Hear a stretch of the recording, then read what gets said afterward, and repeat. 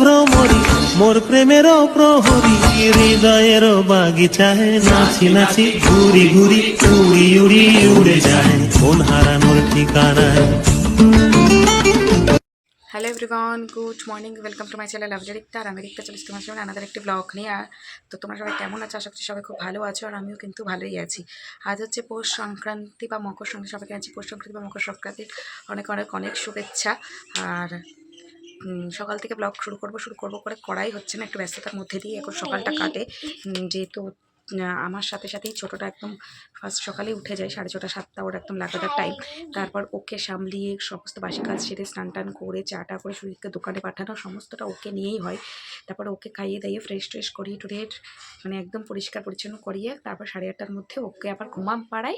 তারপর আবার 8:30টার সময় একে টেনে তুলে আবার একে খাইয়ে দাইয়ে রেডি করি, এই যে বসিয়ে রেখে এখন ব্লগটা আমি শুরু করছি। এখন ঘড়ির কাটায় বাজে 9:15। ওর গাড়ি আসবেই বলে তা হাতে একটুখানি সময় পেলাম, তো ভাবলাম সেই ফাঁকে ইন্ট্রোটা সেরে নিই, তোমার সাথে ব্লগটা অন্তত শুরু করে দিই। আর ও দেখতে পাচ্ছে একদম রেডি হয়ে আছে, তো যাবে স্কুলে, ওদের স্কুল ছুটি নেই। আর আর আমি যাব আজকে বাড়ি, যেটা তোমার টাইটেল থাম্বনেল থেকে হয়তো বুঝেও গেছো। আমি যাবো বাড়ি, কারণ পৌষ মাসের ফার্স্ট তারিখের দিকে আমি ওই বাড়িতে ছিলাম, তো তার জন্য আমি লাস্ট তারিখটা ওইখানে গিয়ে থাকবো। সংক্রান্তিটা আজ যাব বিকেলবেলার দিকে, দুষ্টুকে টিউশন পড়িয়ে যাবে, তারপরে আমি যাব। আর কালকে সন্ধ্যের দিকে ব্যাক করব, কারণ কালকে 3টার স্কুলটা অফ রাখবো। ওখান থেকে আর স্কুল যাওয়া তো পসিবল নয়, তো কালকে 3টা স্কুল ছুটি থাকবে। আবার নেক্সট বৃহস্পতি আছে কী বার, মঙ্গলবার বুধবার অফ যাচ্ছে, তো বৃহস্পতিবার থেকে আবারও লাগাতার স্কুল যাওয়া শুরু করবে। একটা দিন ছুটি করতে হবে, কিছু করার নেই। তো চলো সারাটা দিন আজকে কি করি না করি, কখন কোথায় যাচ্ছি, কীভাবে যাচ্ছি, সবটাই তোমার সাথে শেয়ার করব। আর অবশ্যই পিঠে পুলি তো সব কিছু শেয়ার করবো, একটা দারুণ রেসিপি নিয়ে তোমার সামনে আসবো। তো ব্লগটা একটু স্কিপ করো না, আশা করছি সবার ভালো লাগবে, তো দেখতে থাকো। তো দেখো দুষ্টুর গাড়ি চলে এসেছে, আর আমাদের বাড়ির সামনে যেতে এই গাড়িটা দাঁড়িয়ে থাকে, তার জন্য পাশাপাশি আরেকটা গাড়ি তার পার্ক করতে পারে না, একটু সামনে এই গাড়ি করে, যাতে আরও অন্যান্য গাড়ি রাস্তা দিয়ে চলাচল করতে পারে। তো ওকে এখন দিয়ে দিলাম, আর ওর গেট পাসটা স্কুল থেকে সাইন করে দিয়ে দিয়েছিল, তো সেই গেট পাসটাও দিয়ে দিলাম।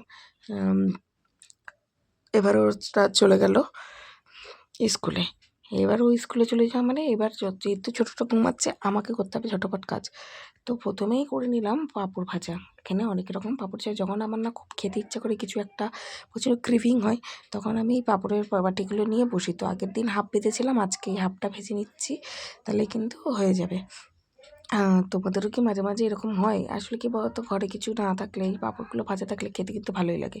আর আগের দিনকে ছিল কিছু বাসি ভাত, তো সেটাই ভেজে নিলাম এরকমভাবে। আর শীতের সমস্ত সবজি দিয়ে, এটা সুরজিৎ আর আমার কিন্তু সকালের খাবার। আর এখানে ভাতটা বসিয়ে দিয়েছি, আর সাথে করেছি একটুখানি বেগুন ছিল, সেই বেগুনটা দিয়ে বেগুন ভাজা। আর আজকে হবে মাছের ঝোলে ছিম আলু দিয়ে। তো মাছটা তো ভাজা হয়েই গেছে, এখানে আমার আর দুষ্টুর আর সুরজিতের ওই মাছগুলো রয়েছে, সেটা ছিম আলু দিয়ে করবো বলে সব ভেজে টেজে নিলাম। তারপর যে ভাজা পোড়াগুলো আগে করে নিই, তারপর ঝোলটা বসাবো।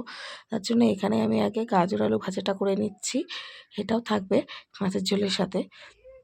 দেখো আমার মাছের ঝোলটা কিন্তু হয়ে গেছে, আর রান্নাবান্না বলতে গেলে কিন্তু টোটালি কমপ্লিট। আর এখন ছোটোটাকে যা স্নান টান করাবো এই।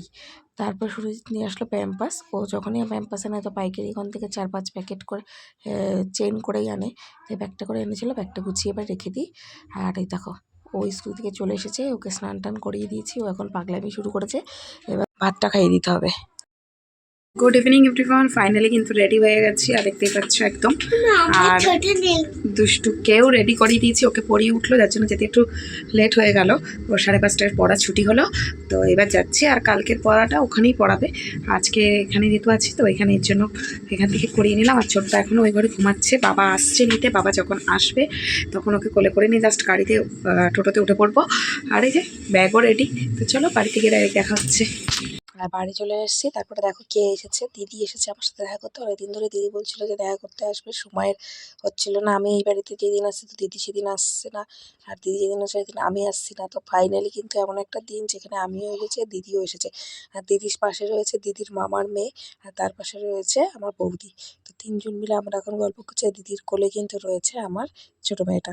তো আমরা এখন সবাই মিলে একটু আড্ডা আর কি গল্প করছি। আমি এখনও মতো ড্রেসটাও চেঞ্জ করে উঠতে পারিনি, তা ভাবলাম যে ওদের সাথে গল্প করে নিই। দিদি বলছে আবার বেরিয়ে যাবে, ও আবার থাকবে না, তো সেই জন্যই একটু গল্প করছি। ও আমার মেয়েকে দেখতে এসেছে, ফার্স্ট টাইম দেখছে আমার মেয়েকে।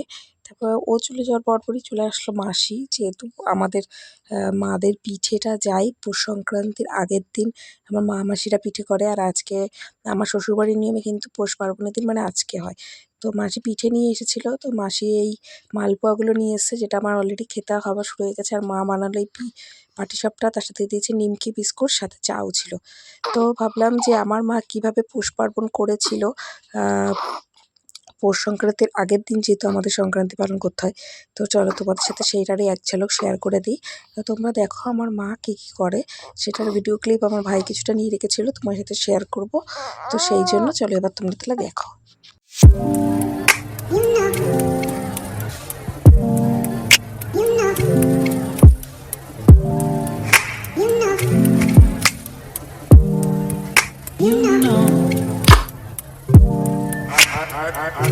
I begin to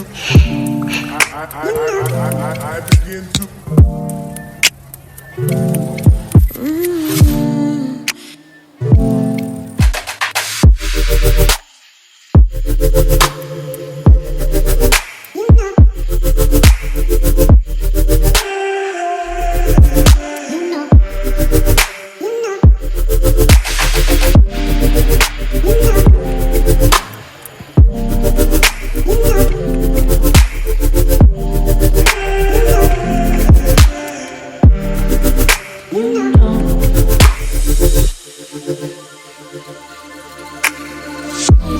It's so special. Boy, how it feels when I'm with you. You got me doing things I never thought I'd do. Just so you know, ain't never let you go. তোমাদের কার কার কীরকম নিয়ম অবশ্যই comment করে জানিও। আর মাকে আমি specially বলেছিলাম যে আমি যেদিন আসবো সেদিনকে বানাবো ভাপা পিঠা। তো ইউটিউবে অনেক টিউটোরিয়াল ভিডিও দেখে অবশেষে আমরা তোড়জোড় করে লেগে পড়েছি ভাপা পিঠা বানানোর জন্য। তো মা দেখো বাটিতে বাটিতে সাজিয়ে নিয়েছে।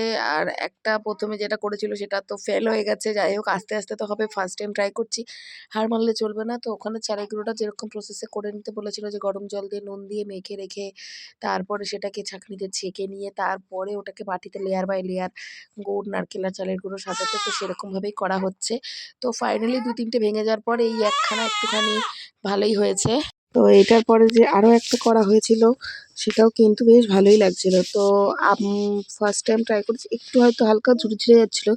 সেকেন্ড টাইম আবার যখন করা হবে তখন আশা করছি আরও ভালো হবে। তো সুরজিৎকে বললাম তুমি একটা ভেঙে দেখাও তো, আমি একটু ভিডিও করি, যেভাবে ভিডিওতে ফুড ব্লগাররা ভেঙে ভেঙে দেখায়। তো দেখো ভেঙে দেখাচ্ছে, হয়েছে কিন্তু মিডলটুকু ভালো হয়েছে, পরেরটুকু একটুখানি ঝুরে যাচ্ছিলো। তো আজকের ভিডিওটা ছিল এই পর্যন্ত। ভালো লাগলে প্লিজ লাইক, টু শেয়ার আর সাবস্ক্রাইব মাই চ্যানেল। দেখা হচ্ছে নেক্সট দিন নতুন একটি ভিডিওর সাথে। বাই বাই, তবে সুস্থ থেকো।